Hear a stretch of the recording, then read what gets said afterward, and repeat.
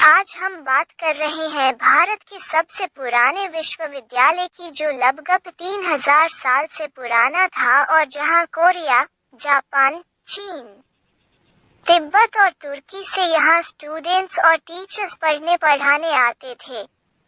इस विश्वविद्यालय का नाम नालंदा विश्वविद्यालय था, जो भारत में उस समय सबसे बड़ा विद्या का केंद्र था।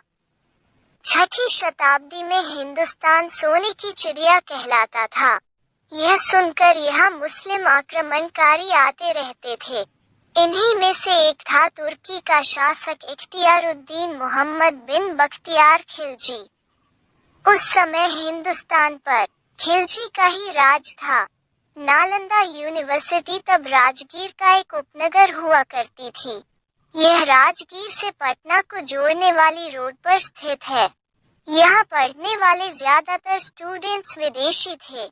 उस वक्त यहाँ 10,000 छात्र पढ़ते थे, जिन्हें 2000 शिक्षक गाइड करते थे। महायान बौद्ध धर्म के इस विश्वविद्यालय में हीनयान बौद्ध धर्म के साथ ही दूसरे धर्मों की भी शिक्षा दी जाती थी। मशहूर चीनी यात्री ह्वेनसांग ने भी यहाँ साल भर शिक्षा ली थी। यह वर्ल्ड की ऐसी पहली यूनिवर्सिटी थी जहाँ रहने के लिए हॉस्टल भी थे। यूनिवर्सिटी में थे 7 बड़े 300 छोटे कमरे। नालंदा यूनिवर्सिटी की स्थापना गुप्त वंश के शासक कुमारगुप्त प्रथम ने 450-470 के बीच की थी। यूनिवर्सिटी स्थापत्य कला का अद्भुत नमूना थी। इसका पूरा कैंपस एक बड़ी दीवार से घिरा हुआ था, जिसमें आने जाने के लिए एक मुख्य दरवाजा था।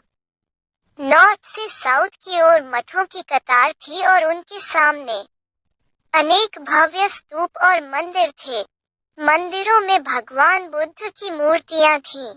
यूनिवर्सिटी की सेंट्रल बिल्डिंग में 7 बड़े और 300 छोटे कमरे थे, जिनमें लेक्चर हुआ करते थे।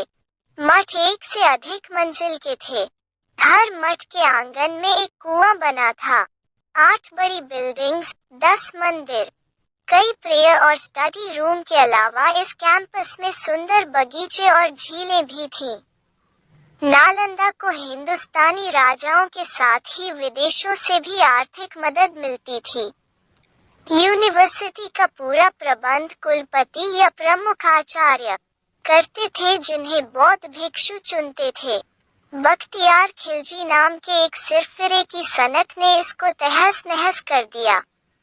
उसने नालंदा यूनिवर्सिटी में आग लगवा दी, जिससे इसकी लाइब्रेरी में रखी बेशकीमती किताबें जलकर राख हो गईं। खिलजी ने नालंदा के कई धार्मिक लीडर्स और बौद्ध भिक्षुओं की भी हत्या करवा दी। कहा जाता है कि एक बार बख्तियार खिलजी बुरी तरह बीमार पड़ा। उसने अपने हकीमों से काफी इलाज करवाया, लेकिन कोई असर नहीं हुआ।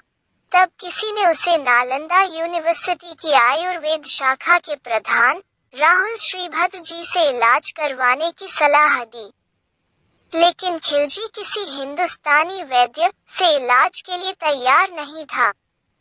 उसे अपने हकीमों पर ज्यादा भरोसा था। उसका मन ये मानने को तैयार नहीं था कि कोई हिंदुस्तानी डॉक्टर उसके हकीमों से भी ज्यादा काबिल हो सकता है। कई हकीमों से सलाह करने के बाद आखिरकार खिलजी ने इलाज के लिए राहुल श्रीभद्र को बुलवाया।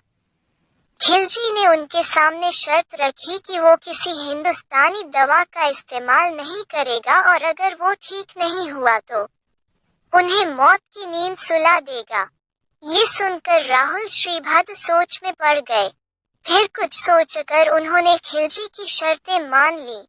कुछ दिनों बाद वो खिलजी के पास एक कुरान लेकर पहुंचे और उससे कहा कि इसके इतने पन्ने रोज पढ़िए, ठीक हो जाएंगे। दरअसल राहुल श्रीभद्र ने कुरान के कुछ पन्नों पर एक दवा का लेप लगा दिया था। खिलजी थूक के साथ उन पन्नों को पढ़ता गया और इस तरह धीरे धीरे ठीक होता गया। लेकिन पूरी तरह ठीक होने के बाद उसने हिंदुस्तानी वैद्य के एहसानों को भुला दिया। उसे इस बात से जलन होने लगी कि उसके हकीम विफल हो गए जबकि एक हिंदुस्तानी वैद्य उसका इलाज करने में सफल हो गया। तब खिलजी ने सोचा कि क्यों न ज्ञान की इस पूरी जड़ नालंदा यूनिवर्सिटी को ही खत्म कर दिया जाए। इसके बाद उसने जो किया उसके लिए इतिहास ने उसे कभी माफ नहीं किया। जलन के मारे खिलजी ने नालंदा यूनिवर्सिटी में आग लगाने का आदेश दे दिया। कहा जाता है कि यूनिवर्सिटी की लाइब्रेरी में इतनी किताबें थीं कि यह 3 महीने तक जलता रहा। इसके बाद भी खिलजी का मन शांत नहीं हुआ। उसने नालंदा के हजारों धार्मिक लीडर्स और बौद्ध भिक्षुओं की भी हत्या करवा दी। बाद में पूरे नालंदा को भी जलाने का आदेश दे दिया। इस तरह उस संकी ने हिंदुस्तानी वैद्य के एहसान का बदला चुकाया। कहा जाता है कि खिजली की घटिया सनक से इतिहास ने बहुत से ज्ञान को खो दिया। दरअसल नालंदा में जो रिसर्च होती थी वे बहुत ही मूल्यवान थी। यदि वो आज भी हमें मालूम होती तो विज्ञान बहुत आगे